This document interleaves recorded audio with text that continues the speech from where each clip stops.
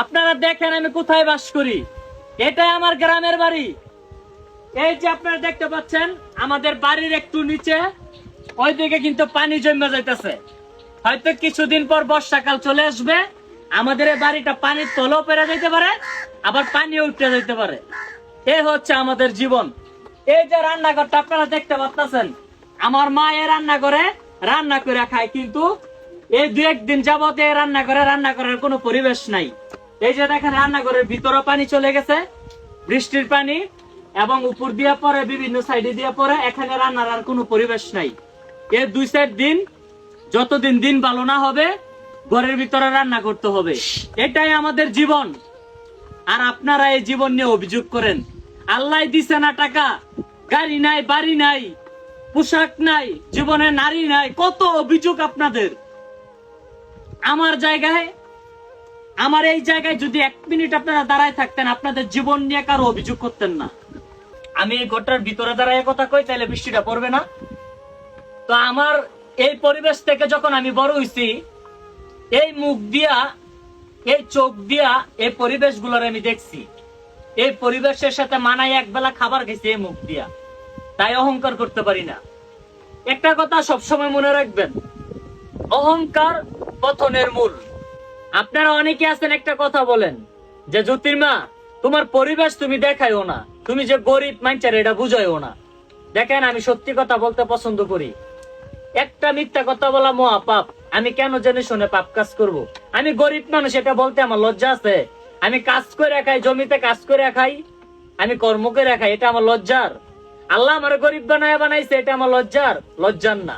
আমি গর্ববোধ করি আমি একজন কৃষকের সন্তান, আমি গর্ববোধ করি আমি একটা গরিব ঘরের সন্তান।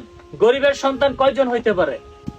তো যাই হোক, আমি চেষ্টা করছি এই বৃষ্টির দিনে আমার বাড়ি ঘর এবং আমার নিজের ব্যক্তিগত বিষয় কিছু আলোচনা করার। আপনারা সবাই জীবন নিয়ে কখনো অভিযোগ করবেন না।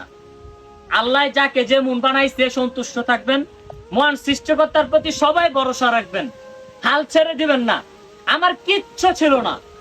এই যে বাড়ি ঘর আপনারা দেখতেছেন, একটা মানুষকে যদি আমি প্রশ্ন করি আমার এই বাড়িটার মধ্যে আপনারা একটা দিন থাকবেন, অনেকে থাকতেন না, পরিবেশটা দেখিয়া। আর এই বাড়ি ঘরটার মধ্যে দিনের পর দিন, বছরের পর বছর থাকিয়া আমি মানুষ হয়েছি। আমার জীবনটাকে আমি খুব কষ্ট করে গড়ে তুলছি।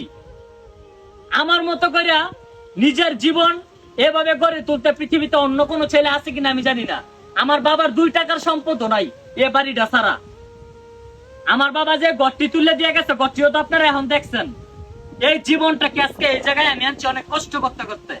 আমারে নিয়ে যারা সমালোচনা করেন, আমারে নিয়ে যারা কটূক্তি করেন, আপনারা একবার নিজেকে প্রশ্ন করে দেখেন এই ছেলেটা কই থেকে উঠতে আসছে। এই ছেলেটার কি ছিল? শূন্য পকেট, শূন্য সবকিছু। সেই জায়গা থেকে নিজেকে গড়ে তুলছি অনেক কষ্ট করে, সারা বাংলাদেশ ভাইরাল হইয়া মায়ের চিকিৎসা করছি। আপনারা যারা আমাকে ভালোবাসেন, আমার এই সরল সোজা আমার গরিব মানুষটাকে ভালোবাসেন। আমি কখনোই বড় লোক হতে চাই না।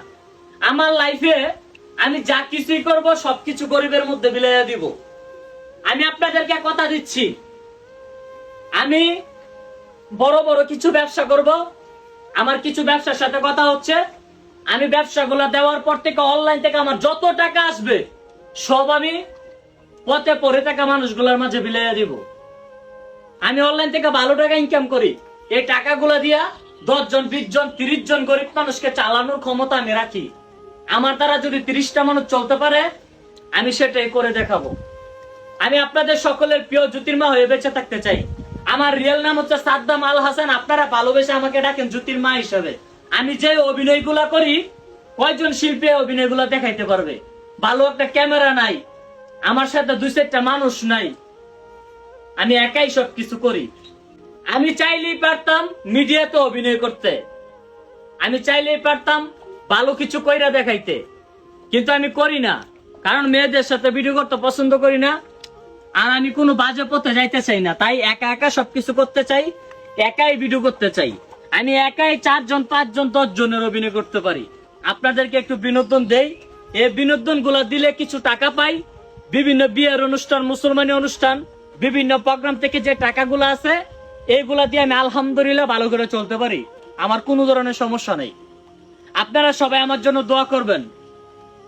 আবারও একটা কথা বলি, আমার মতো নিঃস্ব, আমার মতো অবহেলিত, আমার মতো নিম্ন পরিমাণের একটা ছেলে, আমার মতো অসহায় গরিব ছেলেটা যদি সারা বাংলাদেশ মাথা উঁচু করে দাঁড়াতে পারি, তাহলে আপনারা কেন জীবন নিয়ে হতাশা, আপনারা কেন জীবন নিয়ে আফসোস করেন? আমি চাই আপনারাও নিজেকে গড়ে তুলুন, চেষ্টা করতে থাকুন, চেষ্টা করতে থাকুন, পায়ের নিচে শক্তি রাখুন, আপনিও সফল হবেন।